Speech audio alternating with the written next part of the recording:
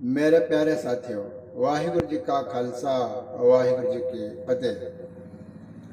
परसों हमने राग गौड़ी के अंदर साहिब श्री गुरु तेग बहादुर महाराज जी के एक शब्द की विचार की, कुछ पंक्तियों का हमने चिंतन किया। इस शब्द का एक जो बंध है वो रह गया था।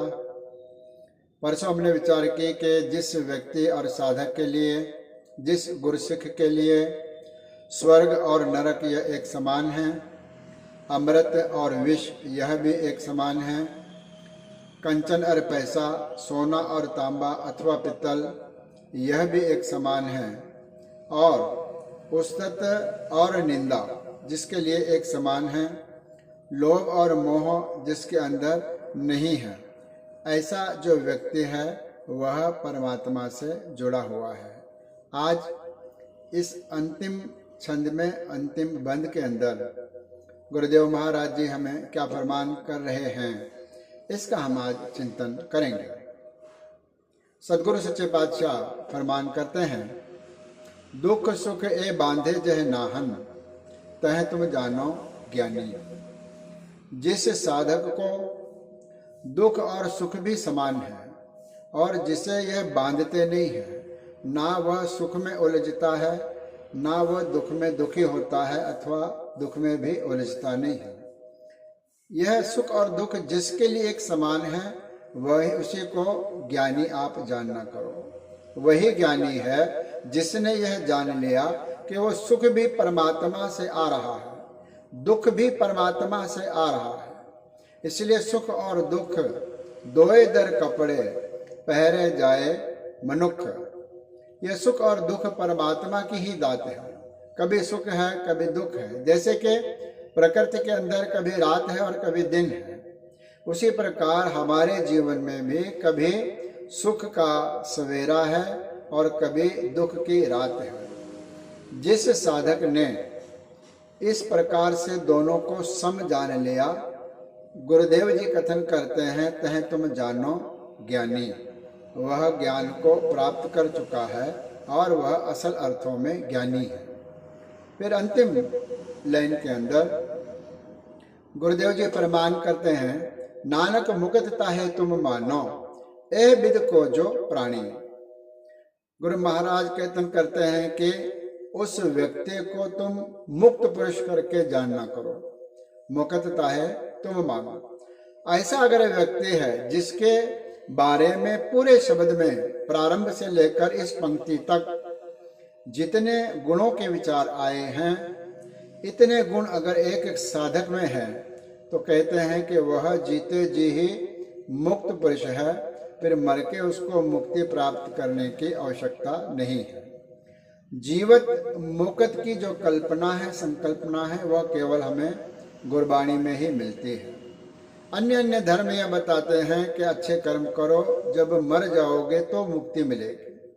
गुरु महाराज कथन करते हैं कि अच्छे कर्म करो, जीते जी ही आपको मुक्ति मिलेंगे।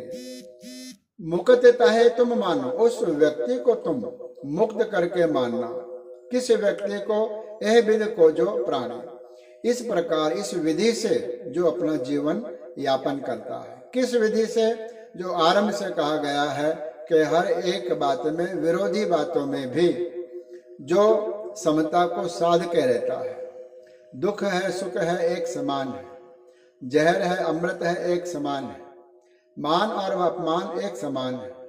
सफलता और असफलता जिसके लिए एक समान है। दिन और रात जिसके लिए एक समान है। इस प्रकार से वह किसी भी प्रकार के माया के बंधनों में नहीं बंधता, मोह और ममता के बंधनों में जो नहीं बंधता, और जो केवल ध्यान के मार्ग पे चल के, सिमरन के मार्ग पे चल के परमात्मा तक जो पहुंच जाता है, यह विद को इस प्रकार से, इस विधि से, इस मार्ग पर चलकर वह जो व्यक्ति है मुक्त हो जाता है और मोक्ष को प्राप्त करता है।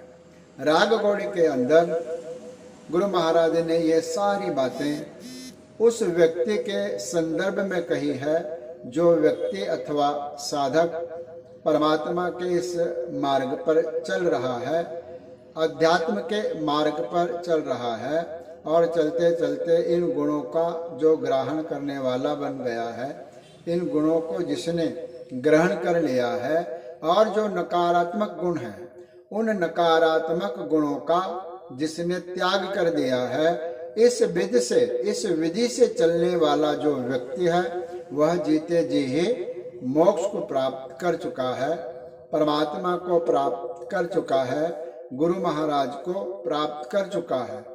ऐसा व्यक्ति जिसको बार बार आने की इस जगत में कोई आवश्यकता नहीं है, वह मुक्ति को प्राप्त कर चुका है।